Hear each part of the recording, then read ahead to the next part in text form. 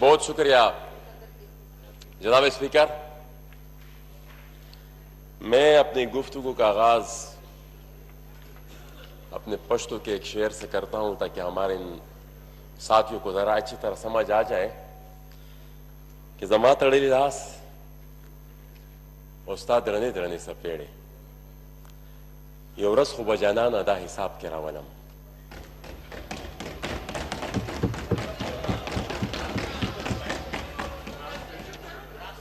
Translation میں شاید translation کے ساتھ انصاف نہ کر سکوں لیکن اتنا کہوں گا کہ جو میرے باندھے ہوئے ہاتھ اور آپ لوگوں کے جو باری باری تپڑ ہیں ایک وقت آئے گا انشاءاللہ کہ ان سب چیزوں کا حساب ہوگا.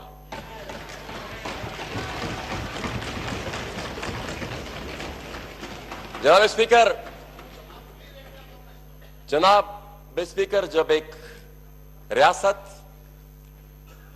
اور اس کے ایک مخصوص ایریا میں مخصوص علاقے میں رہنے والے عوام کے درمیان تعلق اس نہج پر پہنچ جائے کہ ریاست قتل بھی کرے تشدد بھی کرے اور پھر بجائے کسی ندامت یا پشیمانی کے الٹا مورد الزام بھی ان مقتولین کو ٹھہرائے, الٹا جیلوں میں بھی ان مقتولین کو ٹھہرائے, ان زخمیوں کو ٹھہرائے, ان مقتولین کو ٹھہرائے, ایف آئی آر بھی پھر ان لوگوں پر کاٹے. تو جناب اسپیکر پھر ان لوگوں کے ذہنوں میں جو ایک تاثر کافی عرصے سے ایک احساس محرومی کا ایک تاثر ان کے ذہنوں میں موجود رہا ہے کہ شاید اور وہ تاثر کہ شاید یہ ریاست ہماری اپنی ریاست نہیں ہے, یہ ریاست ہم برابر کے شہریوں کے حقوق نہیں دیتی, یہ ہمیں اپنے شہریوں کے جیسے نہیں بلکہ اپنے غلاموں جیسے ٹریٹ کرتی ہے. یہ تاثر پر مزید پیوست اور پختہ ہو جاتا ہے. جناب اسپیکر واقعے کی ڈیٹیل بیان کرنے سے پہلے میں شکریہ ادا کروں گا اپوزیشن کی تمام جماعتوں کا, تمام سیاسی قائدین کا. میرے پاس الفاظ نہیں ہے جس سے میں شکریہ ادا کر سکوں محترم بلاول بھٹو زرداری صاحب کا جنہوں نے ہر جلسے میں ہر سپیچ میں ہمارا ذکر کیا.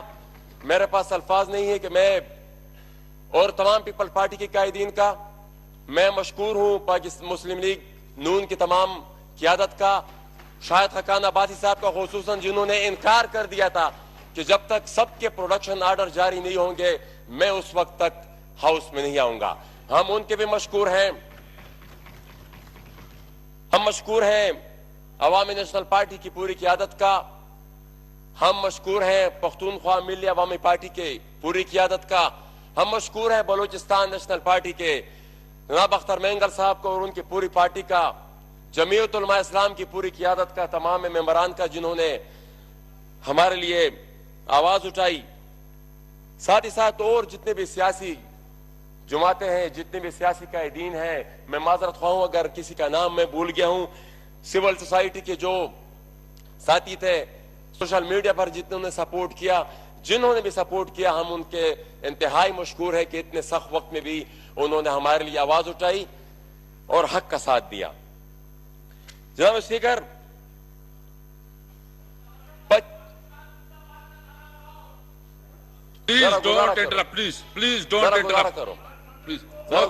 میری بات سنو. آپ لوگ ون سائیڈڈ بولتے رہے ہمیں موقف تو ان کو بھی ذرا سمجھائے کہ جناب اسپیکر 25 مئی کی شام ہمیں اطلاع ملی کہ شمالی وزیرستان کی تحصیل دتخیل کے گاؤں ڈوگا مچا میں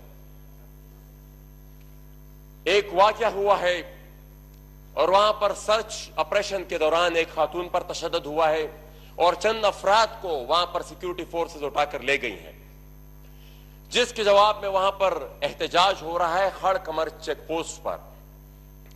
جب ہمیں اطلاع ملی انہوں نے یہ ریکویسٹ کی کہ آپ لوگ یہاں پہنچے کیونکہ یہ ایک دفعہ نہیں بار بار ہو رہا ہے اور بار بار جب بھی یہ واقعات ہوتے ہیں ہمیشہ جب علاقے کے معاہدین وہاں سے مذاکرات کرتے تو ان کے ساتھ اس بات پر ایگریمنٹ ہوتا ہے کہ آئندہ اگر ہم کوئی سرچ آپریشن کریں گے تو ہم علاقے کے معاہدین کو اپنے ساتھ لے کر کسی گھر کے اندر جائیں گے، یا وہاں پر جو پولیٹیکل انتظامیہ ہے، جو پولیٹیکل محررز ہے، ان کو ہم اپنے ساتھ لے کر ہم اندر جائیں گے۔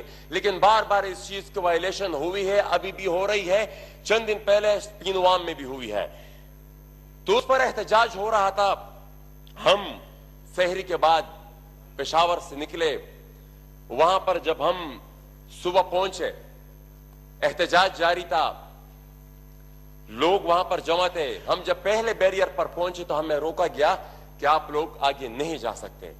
ہم نے کہا کہ ہم یہاں کے الیکٹڈ نمائندے، ہمیں جانے دو، ان کی بات سن لیں، تو ان کے بعد پھر ہم آپ سے بات کریں گے کہ یار اس مسئلے کو ہم نے کس طریقے سے حل کرنا ہے۔ ہم وہاں پر گئے، وہاں پر جو ساتھی ہمارے تھے انہوں نے ہمیں ہار پہلایا، ہمیں خوش آمدید کہا۔ ہم نے وہ پہلا بیریئر کراس کیا، پھر اس کے بعد دوسرے بیریئر پر پھر ہمیں روکنے کی کوشش کی۔ ہم نے وہ دوسرا بیریئر بھی ان سے کہا کہ بھائی ہمیں آگے جانے دو، ان سے بات کر دے دو، جب بات ہوگی اس کے بعد پھر آپ لوگوں سے ہم آئیں گے، مذاکرات کریں گے، آپ کے جو افسران ہیں ان سے بات کریں گے کہ بھائی اس مسئلے کو ہم کس طرح ہم نے حل کرنا ہے، یا ان کے جو مطالبات ہیں ان کو آپ نے کس طرح حل کرنا ہے۔ جیسے ہی ہم دوسرا بیریئر ہم نے کراس کیا، ساتھیوں نے ہمیں خوش آمدید کیا، ہمارے حق میں نعرے لگائے، تو پیچھے سے فائرنگ شروع ہوئی۔ اور انیشیلی ہم بھی چونکہ ہمارا پیچھے سے فائرنگ شروع ہوئی، ہم سامنے دیکھ رہے، تو میرا اندازہ یہ تھا کہ یہ فائرنگ ہوائی فائرنگ ہے، اور یہ صرف اس کراؤڈ کو ڈسپرس کرنے کے لیے یہ فائرنگ کی گئی ہے۔ لیکن جب آس پاس لوگوں کو گرتے ہوئے ہم نے دیکھا، وہ خون بہتے ہوئے ہم نے دیکھا، تو پھر اس کے بعد ہمیں اندازہ ہوا کہ یہ اسٹریٹ فائرنگ ہو رہی ہے۔ تو جناب اسپیکر، اس فائرنگ کے نتیجے میں ہمارے 15 ساتھی اسی وقت شہید ہوئے، اسی موقع پر شہید ہوئے۔